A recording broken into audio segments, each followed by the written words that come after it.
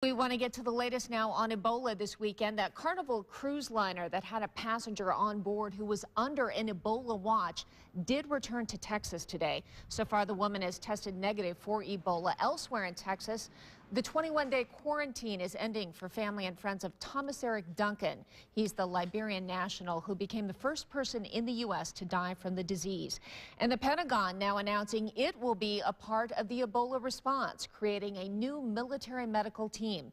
And all of this comes as local and state teams try to gear up for Ebola as well. WSBT's Patrick Roth joins us live in the studio with more on that. Patrick? While there have been no cases of Ebola in Indiana, the urgency to be prepared is real, and Hoosier leaders are taking it very seriously.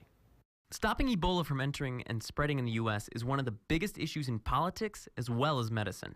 We have to make sure that we take care of this, that we eliminate this as quickly as possible. Indiana Senator Joe Donnelly was in Rolling Prairie for a fire station dedication today. But Ebola is an issue everywhere, even here where first responders are on the front line.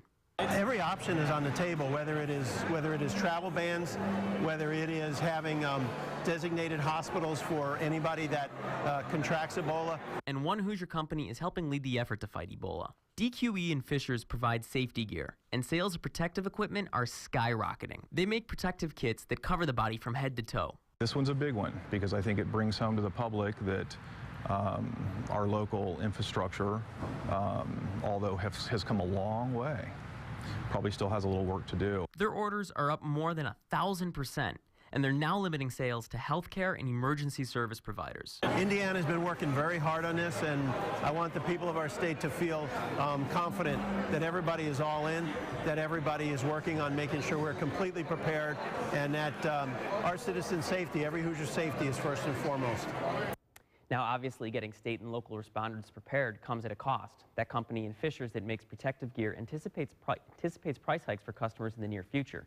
And some Indiana fire departments are having to upgrade to much more costly equipment to be Ebola ready. But it's important to note that right now, the state of Indiana has no confirmed cases of the virus. Live in the studio, Patrick Roth, WSBT Channel 22 News.